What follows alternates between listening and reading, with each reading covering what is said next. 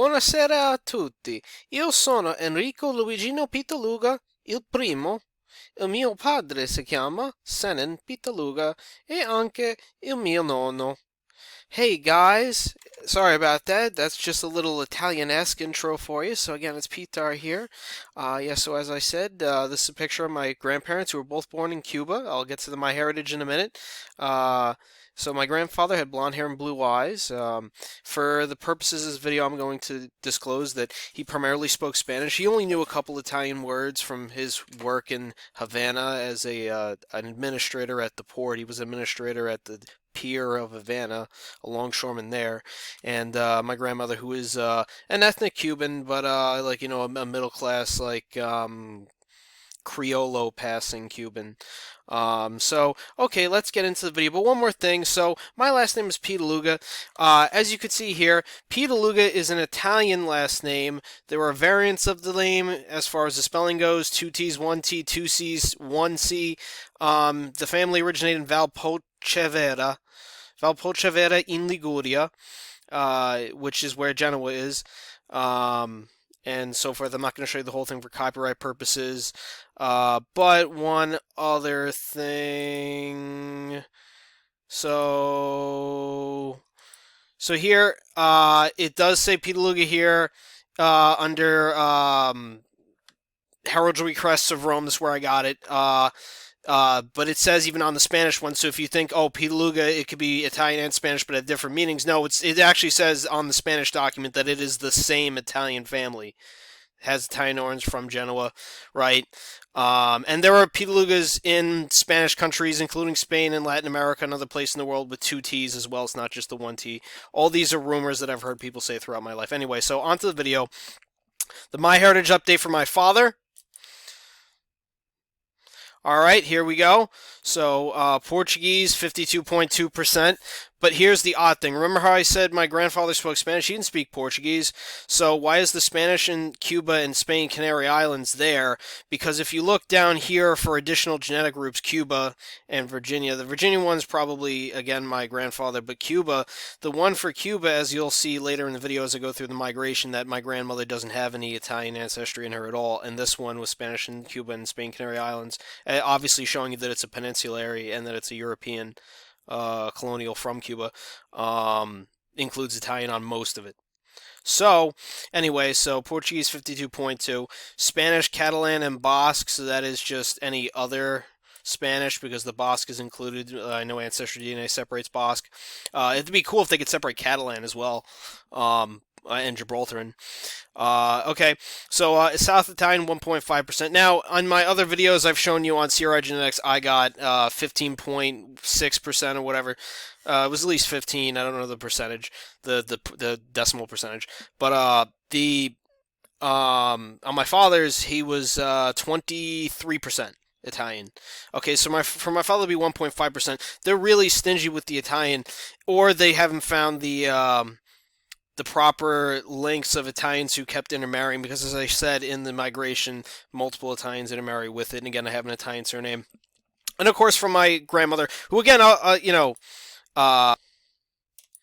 so again here, here's another picture of my grandparents. My grandmother was very fair-skinned, but again, that's just their... Actually, this one, I don't know. So 3.6% Algerian, 3.2% Moroccan, 1.4%. I guess I'd be surprised at how quickly you get to that level. But then again, Cubans have not been enslaved since the mid-1500s. So that's 500 years of Cuban freedom versus Mexicans who were freed from Spanish encomienda in the mid-1800s. So Cubans were freed before America was even a proper country, or properly settled. 1550s, even before America was properly settled. So, that being said, and South Central America. Now, we're going to highlight here because this is, I guess what they're saying my ancestry group is, but there has to be one for the Caribbean itself. So for me to have this percentage, not the Caribbean itself. That's what I'm saying. There's nuances with DNA. So, again, it's not end-all, be-all 1.5% as my father's South Italian, So let's get into the Cuban migration. So this one is called Cuba. This is from my Cuban grandmother, who has a Castilian last name, as you can see here. It's a little bit Basque, a little bit in the Canary Islands, Seville, Madrid, nowhere else. So again, like I'm showing you the purity of my grandfather who had an Italian last name's DNA. Okay, so she has a little bit German in here, but not like all over the place, as you'll see. And then in the Canary Islands, and then of course, here in Cuba, she was from Orient, which is to the right, to the east. Um, but other places as well. Okay, so again, and then this starts in 1600. So again, like this is like marriages of Cuban Tainos and Spaniards. As you can see, just Spain, Spain, Spain, showing you most Latin Americans. Their ancestry is just African, in Native American, and Spaniard. Very true. Okay. Again, here the Canary Islands. That's where like a lot of Cuban settlers were migrating to and fro because of the trade. Um, okay. Um, okay. Okay, some more in Galicia, in the Gallegos in the early 20th century. Uh, and finally, yep, just Gallego and Castilian. Okay, but as you can see here on, uh, so there are Cubans in 1850 in Texas, apparently. We're just checking out the other side. There are Cubans in Florida in the when America was a nation and Florida wasn't part of the U.S. and it was a Spanish territory. So my grandmother had Floridian settlers. Just wanted to showcase that, and that's it for that. Okay. Hi, sorry about that. Okay, so again, it says Portuguese, but again, like it even says Spanish in Cuba and in Spain. Like if anything, the group that isn't Italian that would be included because of the genericity of the group would be Spanish, not Portuguese. So I don't know why it does that, but I digress. I mean, Christopher Columbus did marry into a Portuguese woman, so I guess Genoese and are marrying, you can read about it in books about Genoese history. Anyway, so the 1600s, so again, my grandfather was of 100% European descent, so this is all colonial ancestry, so as you can see here, I am originally Italian. I don't know why there's no Italian in 1600, but I mean, they could theoretically be right. I would have ancestry before 1600, maybe just from 1600, 1650, that generation. Sure, okay. England, Germany, a little bit of French, not as much, more heavy on the English and the German, Basque, and yeah, the Portuguese and Seville. Okay, you can see there are settlers in Uruguay and Argentina and Venezuela. A lot of Italians went to Argentina more so than Cuba. That's again why, like, I'd like to see an Argentinian who had an Italians in Argentina group. That'd be very cool. And I haven't seen a video for that yet, but I would love to see that. So again, 1600. Wait, were there? Oh yeah, even in 1600. Let's just show the other side. So yeah, settlers who would have been in New York, Massachusetts, New Jersey, New Hampshire, Virginia, and of course Florida. Because Cubans did supply the what was it? A large sum of money that was a very significant amount of money for the Battle of Yorktown. Yes, Cuba like almost single-handedly funded the Battle of Yorktown. It's that high. Yeah, white Cuban settlers supported the American Revolution. So there's Italian here, 1650 to 1750. So not even that century. Sorry, I said century. Sorry for that. 50 years, right? So Genoa. Here we go. Big light on Genoa. Little Sicilian, southwest Sicily. 1700 to 1750. This is what I'm talking about. Cuba and the Dominican Republic back here. Again, mostly Basque. A lot of Basques. That's probably why. Canary Islands. So let's see here. Um, Sicily, Apulia, Napolitan, Genovese, Corsicano, Milanese. Um, again, because remember, my grandmother didn't have any, Ancora, Genovese, San Marino, Corsicano, Siciliano, Napolitan, Calabrese, naming the regions of Italy again. Ooh, we got some, where is this? Ooh, where's that? It's near Siena. I'm not really sure what region that is. Wow, I am embarrassed here. Io sono italiano, io non ricordo. Ma io sono disgraziato. Okay, so oh, big heavy light on Rome. So yeah, in southern Italy, a lot of southern. That's probably why my dad got Southern Italian. Like he gets it more so from the source. And look here, there isn't even that much in Portugal, like throughout like some of these, right? So why is it Portuguese? That's my question. So of course some English, some German. But my grandmother's only had English and German like once. Like he had it. Like oh, look at this, like almost every single one with the Italian as well. Do you see the difference? Do you see what I'm saying? My grandfather was from Pinar del Rio. So I'll show you where that is in Cuba. I think you could kind of see my mouse when it moves, right? So you can see it's over here, Pinar del Rio. Yeah, and again in Florida, and then the Northeast. That's where Cubans generally settle. You know, maybe some in California, but not as heavy. It's mostly Northeast and southeast. Okay, guys. So real quick, let's just read some Italian history. So South Italian 1.5%. Southern Italy has been a significant melting pot of cultures and ethnic groups over the last 3,000 years. Italic peoples such as the Osci and Oscans already lived in this area in the first millennium BCE when they were joined by waves of colonists such as the Greeks, Carthaginians, and the Romans. The ethnic makeup of southern Italians was further complicated in medieval times when the Berber and Arab Muslims of North Africa conquered Sicily, only replaced by 200 years later by the Normans in northern France. Therefore, southern Italy ethnically is a diverse mix of ethnic influences amongst which Italic, Greek, North African, and Norman are the most influential. In turn, the same ethnic mix has been spread across the world throughout the Italian diaspora of the period from 1860 to 1920, when some 15 million Italians left their home country. Many of the migrants from Italy went to the United States, but also in large numbers to Argentina and Brazil. Many Argentines are of Italian rather than Spanish heritage today. The cultural legacy of this complex history is everywhere to see today in southern Italy, where one is visiting Naples, Palermo, Pompeii, or Messina. Southern Italian cuisine has elements to it which are distinctive from that of northern Italy. For instance, some of the most iconic Italian dishes like pizza and lasagna have stronger root in southern Italy than the north.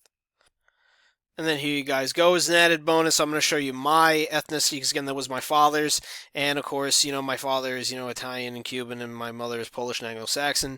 So here we go. So again, it shows like 27.8% Portuguese with the same migration. My grandfather East European 21.3, Spanish Catalan Basque 16.7.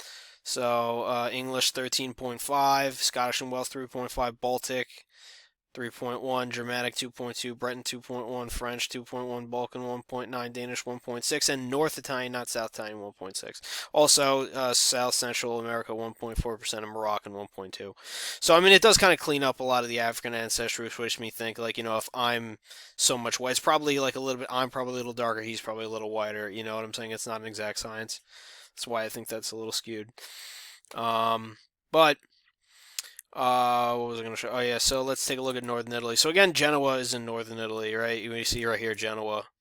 It's in northern Italy. Uh, right, and so let's read it. Northern Italy was settled by the Ligurians and the Celts in the first and second millennia BCE, while Etruscan civilization, Tuscany, and pre-Roman times was extremely sophisticated. The Romans moved into the region thereafter, following which northern Italy was intensively colonized and settled by them. The entire ethnic and linguistic landscape was transformed. The major change that occurred thereafter was the influx of Germanic groups to the region from the 4th century CE onwards, as the Western Roman Empire began to collapse, specifically the Ostrogoths and the Lombards. Hence, northern Italians ethnically is primarily Romano-Germanic because of the manner in which Romans conquered and colonized vast parts of Europe, the Levant, and North Africa. Their ethnic footprint is found far beyond northern Italy. The cultural legacy of Italy and its people is immense. The Italian Renaissance began in the 4th century and changed European civilization. The 16th century wall painters like Michelangelo, Titan, and Caravaggio transformed how people painted, while writers like Dante, Petrarch, and Machiavelli had an enormous impact on European literature and thought. Today, northern Italy is best known for fashion, cuisine, tourism, and much else besides Rome. Tuscany and the city of Florence draws many tourists, where Milan is one of the fashion capitals of the world. Moreover, over the centuries of economic stagnation, the economy of northern Italy flourished over World War II, dividing Italy into a wealthy industrials north and a poor rural south. So of course, Peter Luga's, in the Heraldry document talks about how, they were part of the albergo system, which was the upper class of Genoa, and the bankers like Niccolo Pitaluga, who you could ask ChatGPT or just ask the internet in general. NIC, I think one C, OLOPITTALUGA. He was a banker who financed like a lot of Spain stuff. Like Belugas were into a lot of Spanish banking. Like Genoa didn't finance Christopher Columbus, but they did finance Spain after the Americas were discovered. And of course, like, if you read books like Genoa's Freedom, Entrepreneurship, Republicanism in the Spanish Atlantic by Matteo Salogna, it's a great book. In fact, actually, Genoa's Freedom, Entrepreneurship, Republicanism, and the Spanish Atlantic by Matteo Salogna is a great book on Genoese privilege and other things with the Spanish crown, trade, like, royalty titles, things like that. And let me see here. Hold on. Where's right here? So as you can see here, this is a map. You can see like the dark purple are permanently occupied territories of Genoa, which is of course Genoa, Corsica, and part of Sardinia. Temporary conquests you could see here, like all over north west Italy and southern France, and permanent conquests in the Iberian Peninsula, in the Catalans and southern Gibraltar. And also you could see here, like in the Britons of France. But you could see that even with the yellow lines, strong banking penetration. So, like, there was a lot of banking penetration into England, into France, and especially Spain, into North Africa, into all these countries, as you could see here on the right, in the east, like Crimea, the Black Sea, permanent conquests in Crimea too, in the Black Sea, permanent conquests, and things like that, like, in the Crusades and in Israel, Palestine, Levant, like all of this stuff. Like Genoese people were very, very influential people. Um, so let me see. And the last thing I just wanted to show you was like, don't take your like people like everybody knows, like, look at this, like the last version. This is what I had. So again, my mother's mother, my maternal grandmother, had an English last name, and she was 100% Anglo-American, like from the Mayflower and things like that. And I didn't have any English, Irish, or Scottish. It said Norwegian and Finnish. What was it like? Yeah, East European 3.5. Yeah, my Polish grandfather was 3.5 East European and 18% Balkan. So it's like, see, that's what I'm saying when, like, believe me, I'm Italian. You know, and also, like, it was like, more like, this general area like Mexico and like South America all the way down to the bottom to Chile even.